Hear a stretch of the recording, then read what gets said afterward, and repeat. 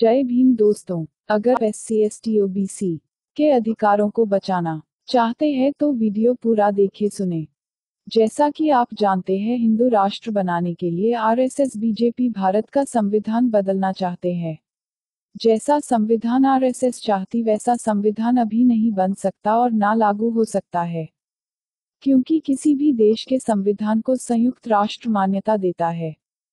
क्योंकि दुनिया के सभी देश एक दूसरे के साथ व्यापार करते हैं। व्यापारिक रिश्ते, धार्मिक और सांस्कृतिक रिश्ते हैं।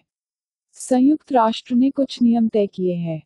दुनिया के सभी देश उसी देश के साथ संबंध रखेगा जो संयुक्त राष्ट्र के नियम का पालन करेगा। नियम जैसे लोकतंत्र, धर्मनिरपेक्षता, मानव मूल्य, कमजोर वर्ग के लिए विशेष सुविधा, सुरक्षा और भी कई नियम हैं। संयुक्त राष्ट्र मतलब दुनिया के सभी देशों का ग्रुप। संयुक्त राष्ट्र क्यों बना, गूगल में जाकर पढ़िए। संयुक्त राष्ट्र का भी अपना एक संविधान है, तो बीजेपी RSS ये जानती है तो पहले वो संयुक्त राष्ट्र को खत्म करेगी, उसका संविधान बदलेगी, उसके नियम बदलेगी, फिर भारत का संविधान बदलेगी। संयुक्त राष्ट्र बदलने के लिए वो बहुत पहले से तैयारी कर रहे हैं।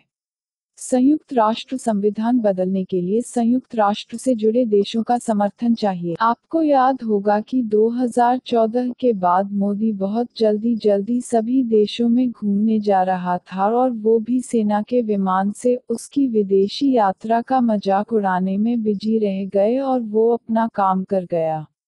आज तक कोई प्रधानमंत्री जल्दी सेना के विमान से दूसरे देशों की यात्रा पर नहीं गया।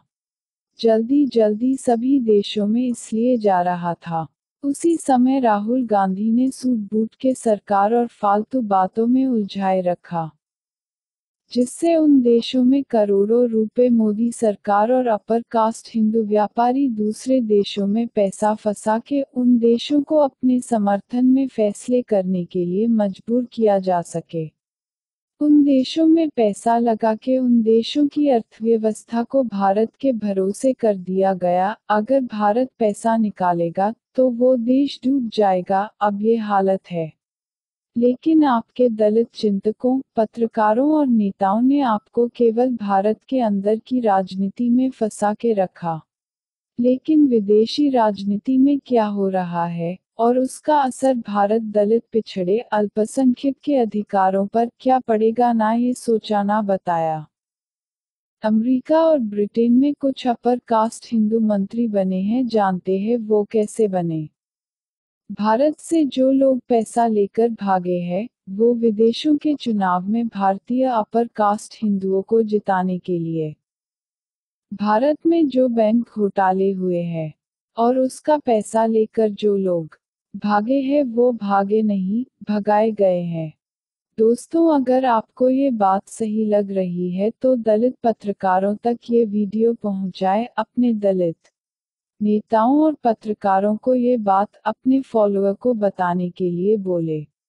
अपने अधिकारों को बचाने के लिए इस वीडियो को लाखों लोग शेयर करें।